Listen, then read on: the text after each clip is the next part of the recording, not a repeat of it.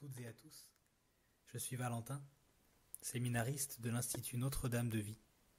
J'espère que vous allez bien et que malgré le confinement, vous gardez le moral, la joie de vivre et peut-être le plus important, en ces temps difficiles, l'espérance.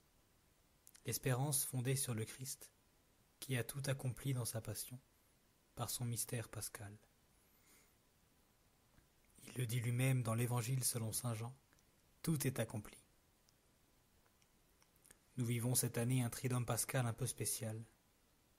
Cette période de confinement et de détresse réelle pour le monde nous incite à porter davantage dans la prière les nombreux malades du Covid-19, mais aussi tous les soignants qui donnent de leur temps et de leur énergie au service des malades, parfois au risque d'attraper eux-mêmes le virus.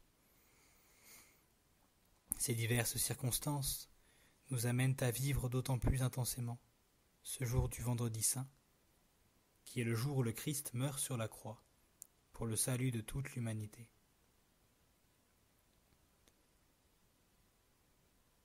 Un premier temps fort de cette journée est le chemin de croix. Nous nous mettons en marche à la suite de Jésus pour l'accompagner, pour l'aider à porter sa croix, comme Simon de Cyrène l'a fait.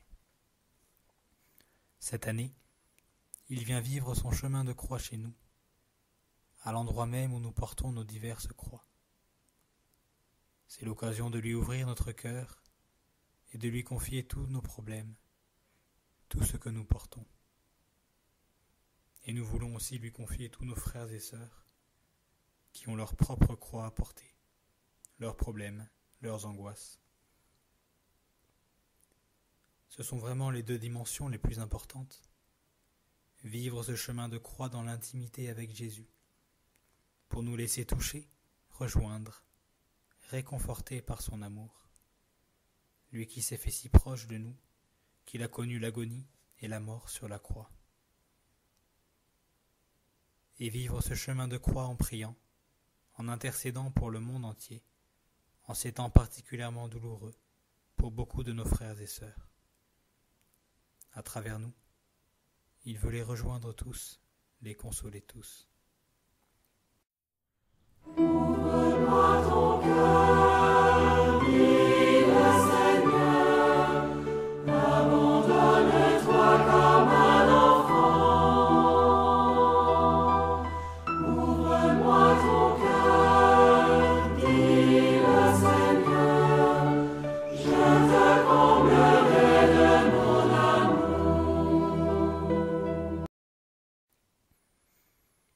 Comment préparer concrètement ce chemin de croix?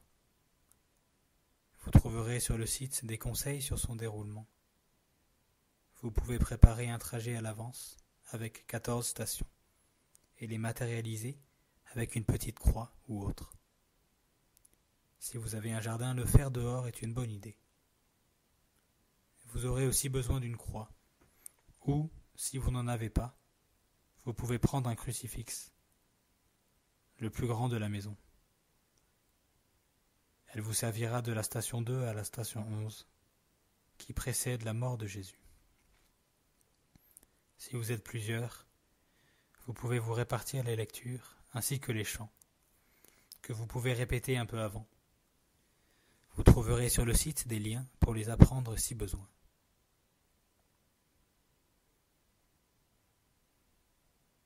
Un autre temps fort de cette journée est l'office de la Passion. L'office de la Passion n'est pas une messe, car la seule messe aujourd'hui est celle que Jésus célèbre sur la croix. La procession d'entrée se déroule dans un silence total. Il n'y a pas de chant d'entrée ni d'orgue. Les prêtres et les diacres se prosternent face contre terre, et tous les fidèles s'agenouillent. Le peuple de Dieu vit, avec le Christ, l'anéantissement de la croix. Pour ce qui est de la liturgie de la parole, l'Église nous propose d'entendre en première lecture un passage du prophète Isaïe, au chapitre 52 et 53. Ce passage se situe dans le prolongement des jours précédents, où nous avions entendu les 3 premiers chants du serviteur souffrant. Ce vendredi, nous entendons le 4e et le dernier, qui annonce déjà la victoire du ressuscité. En écoutant cette lecture, nous pouvons nous demander comment ce texte annonce déjà Jésus, sa souffrance et sa victoire sur la mort. Ensuite, nous entendons une partie du psaume 30. Dans cet extrait, nous entendons surtout une prière de confiance et d'abandon. Il est bien de lire le psaume en entier. N'hésitez pas à aller le chercher dans votre Bible. C'est en fait un psaume de louange. Nous découvrons alors comment la confiance pleine d'amour dans le Seigneur conduit le psalmiste à une paix et à une joie intérieure qui va jusqu'à s'exprimer dans la louange, même aux heures les plus terribles. Pendant la célébration, à son écoute, il est bien de relever quelques expressions utilisées par le psalmiste pour exprimer sa paix et sa joie, qui viennent toutes deux de la certitude de la présence du Seigneur à ses côtés.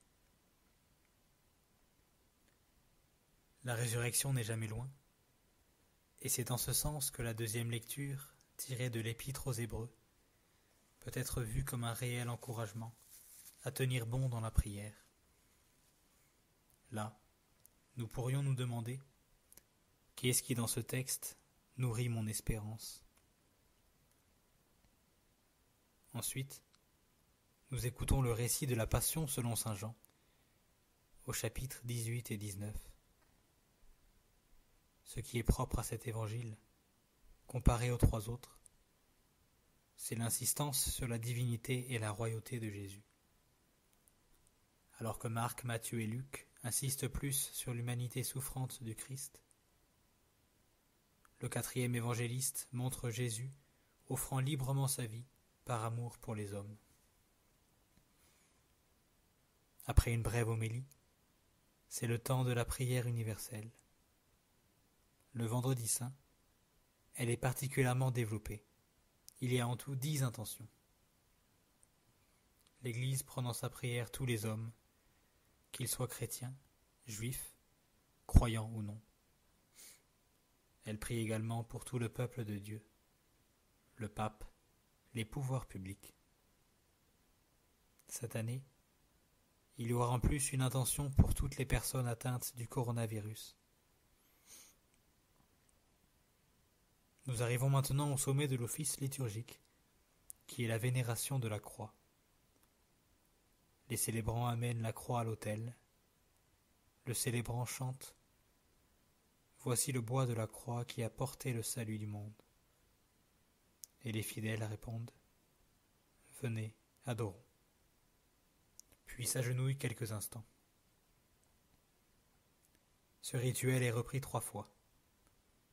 C'est le moment où habituellement tous les fidèles se rendent auprès de la croix pour la vénérer. C'est un moment crucial qui montre que le Seigneur a tout vaincu par sa croix. C'est le moment aussi où chaque fidèle peut déposer ses divers fardeaux, soucis, difficultés, dans la croix du Seigneur. Nous vous invitons à faire vous-même un geste de vénération, même si cette année il n'y aura pas de baiser, à cause du risque de contagion. À vous de trouver le geste qui vous convient.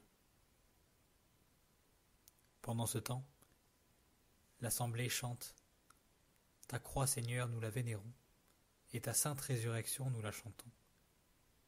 C'est par le bois de la croix que la joie est venue sur le monde. »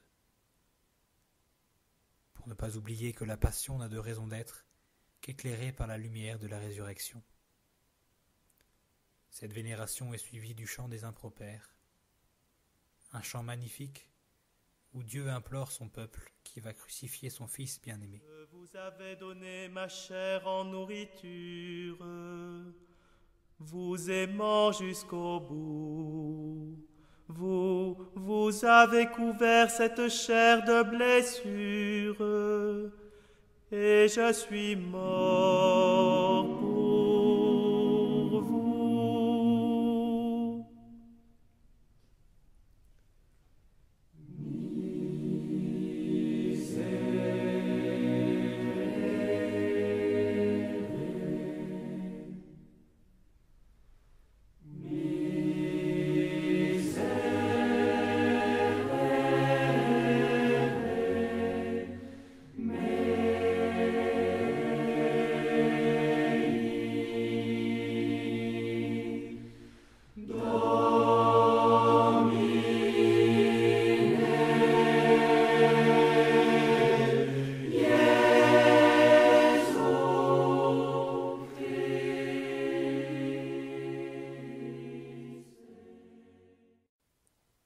C'est ensuite le temps de la communion, où avec des hosties consacrées la veille, le peuple de Dieu communie au corps du Christ. La procession de sortie se déroule dans un silence complet, sans chant de sortie ni d'orgue, car le Christ est mort. Pour participer pleinement à cet office, cela vaut la peine de suivre les mouvements que nous aurions faits si nous y étions en vrai. Debout, assis, à genoux, on peut aussi mettre une croix et allumer une petite bougie là où on est, et l'éteindre à la fin de l'office, quand l'autel sera dépouillé. On peut imiter ce dépouillement en ne laissant ensuite à notre coin prière qu'une croix sans fleurs ni autre décoration. Si on choisit de suivre la célébration du pape, on peut imprimer le petit livret pour suivre la célébration et avoir les paroles des chants. Comme ce jour est celui où Jésus s'offre pour nos péchés, il peut être l'occasion au cours de la journée, au moment que vous souhaiterez, de vivre un temps personnel de pardon, une démarche de réconciliation. Vous pouvez vous aider de la fiche présente sur le site. Vous pouvez également vivre ce temps à plusieurs, en n'hésitant pas à prendre le temps de l'examen de conscience. Un geste concret de pardon peut également être posé envers une personne avec laquelle vous vivez. Le vendredi saint, l'Église nous invite tous à nous unir à la passion de Jésus, en vivant un jour de jeûne. Un repas simple le soir, un bol de riz, et pourquoi pas en silence avec une musique calme. Vous pouvez finir la soirée en priant les complis, qui est la prière du soir de toute l'Église. À Notre-Dame de Vie, nous prenons comme hymne la vénération du tombeau. Bénissons le souvenir de Joseph d'Arimathie, qui de nuit alla trouver Pilate pour lui réclamer celui qui est notre vie. Donne-moi, dit-il, le corps de ce pèlerin qui n'a point de pierre pour reposer la terre. Et comme prière finale à la Vierge Marie, le Stabat Mater, qui est une hymne ancienne à la Mère de Dieu qui pleure la mort de son Fils. Marie, tu étais là debout dans la foi, quand Jésus, ton Fils, fut mis en croix. Tu l'as entendu qui te nommait, Mère de ceux qu'il sauve par sa mort.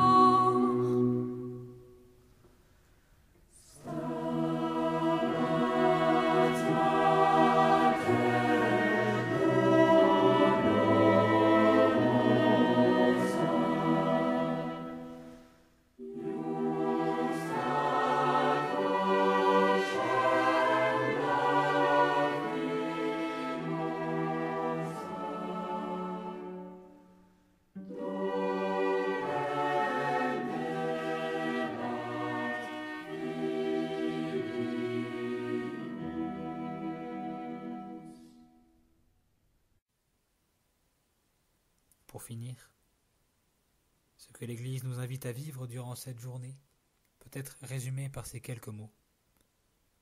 Par son amour jusqu'au bout, par sa souffrance et par sa mort sur la croix, le Christ sauve l'univers entier pour nous faire participer à la vie sans fin avec lui, par sa résurrection. Je vous souhaite une bonne journée en union avec le Christ crucifié, pour ensuite pouvoir ressusciter pleinement avec lui.